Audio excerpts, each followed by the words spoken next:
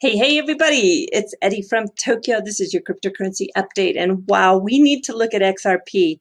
It is up over 20% in the last 24 hours, sitting at $1.70 right now, but it has touched $1.71. So what is driving this speculation? Well, we're going to look at that in this video. And I think very likely it has something to do with what Tyler found and posted on Twitter today. It's a notice or a motion that was filed by the SEC to bring in 2 new attorneys to the Ripple court case. And it was filed as a pro hoc vice because these attorneys are coming in from Chicago. And it is Benjamin Hanauer and Robert McDonald Moyer. And it was granted by the magistrate Judge Sarah Netburn on the 5th of May. And then attorney Jeremy Hogan, he chimed in and said that the SEC is bringing in 2 lawyers from Chicago to assist with the case. The lawyers have 18 and 25 years experience, so these are senior trial lawyers. I would say this means that the SEC is calling in the reinforcements. And he goes on to say that it could mean the SEC needs more help because Ripple is fighting back hard. Or it could mean that someone decided that there needs to be a new lead counsel. My guess, the older Chicago attorney will be the new lead, as you don't need a 25-year lawyer just to help out. Well said, Jeremy. I think that is spot on. In the details updated on the 5th of May, you can find on the court listener, all the parties and attorneys are listed, including the 2 new attorneys coming in from Chicago. However, you can see here that Tenrejo is still listed as the lead attorney, but this could change. The new size of the SEC team is 6. And people who are watching this case closely, back in March, they started to notice that the SEC was stumbling. It appeared that they panicked in a letter that they demanded the judge to strike the fair notice defense. And then today, on the Law 360 website, there is an expert analysis that says the SEC should drop litigation over Ripple's XRP. And I go on to quote that they said, "You gotta know when to fold them." Well, of course, that is the advice that Kenny Rogers gave in his classic song, The Gambler.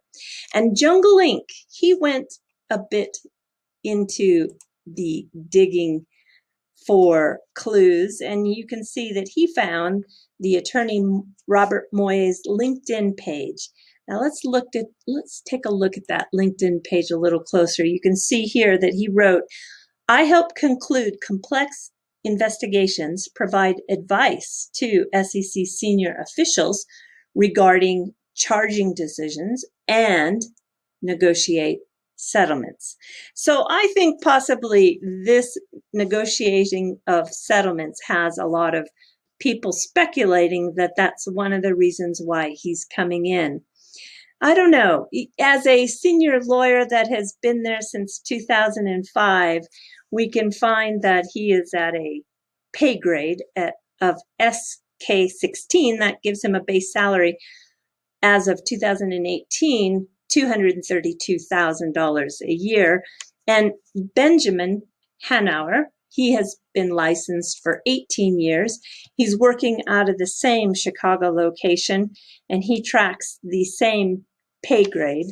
As of 2018, he was making $228,000 a year.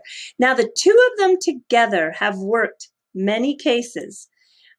This is one that goes all the way back to 2015, and then the 2 of them together worked on a case as recent as February 2020 that I can find, where it is the SEC versus the Nutmeg Group, where the Illinois federal court made a final judgment against the chief compliance officer of Nutmeg. And the litigation was handled by just 3 attorneys.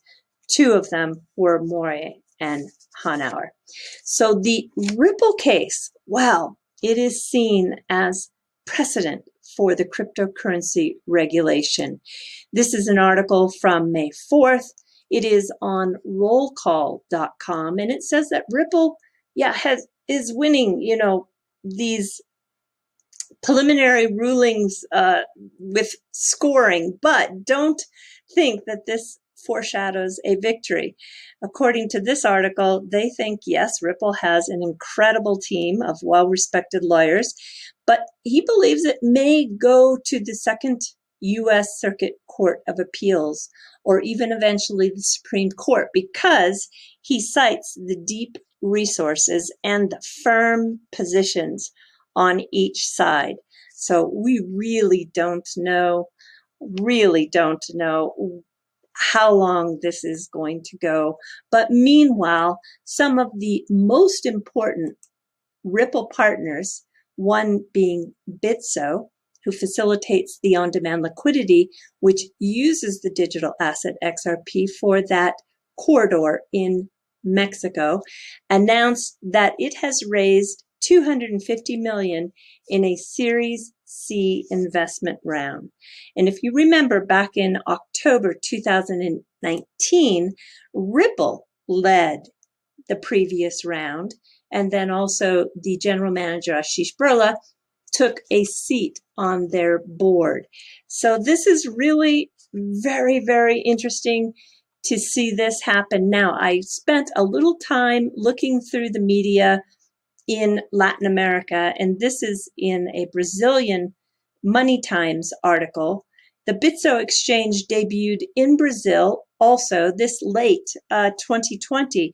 And according to Bitso's executive in Brazil, the country manager, his name is Marcos Yarne, the funds will be used to develop new products in addition to the use of cryptocurrencies used for payments. It's very interesting. And then when I just looked a little bit more about that country manager, Marcos, he had a very long interview on April 27th, and he cites that the regulators in Brazil, their view on cryptocurrency is very positive.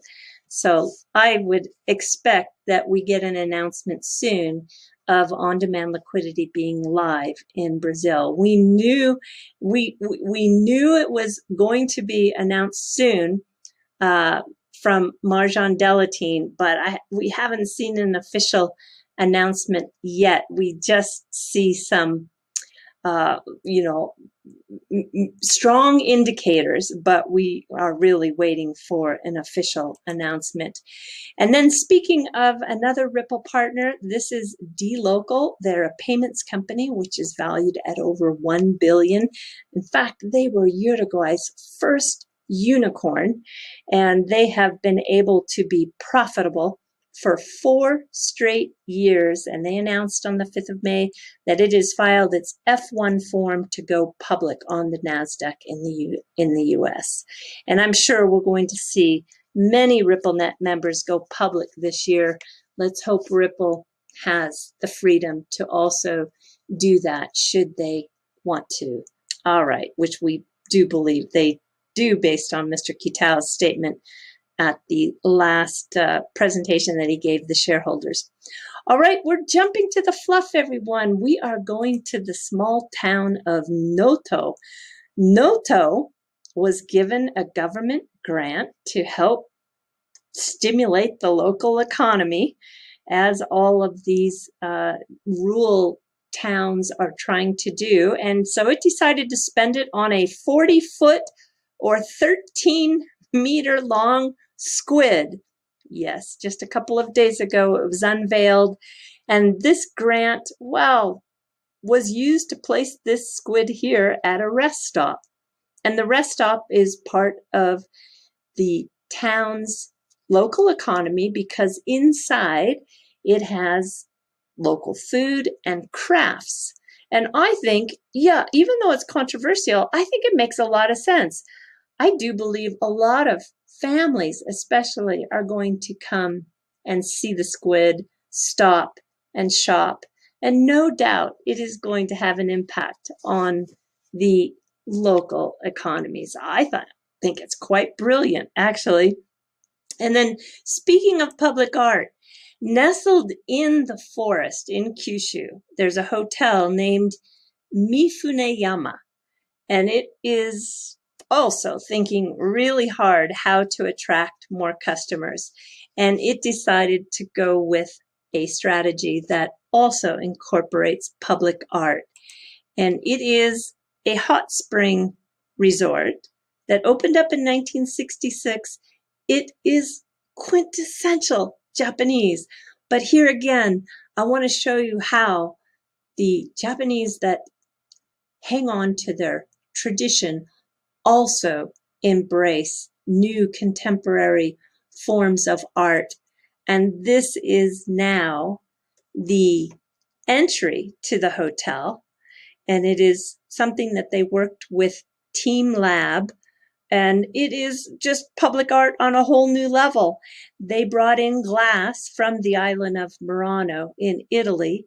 And then these lamps change their color based on the season. What you're seeing here is the month of May, which has the colors that represent the azaleas that bloom. And then this is the month of June, which is the colors to represent the hydrangeas that bloom all over the country. I would love to see all 12 months. I'm sure the fall is really spectacular with burnt orange and reds and crimsons. All right, everybody. Yes, do take care. Sayonara for now. Bye-bye.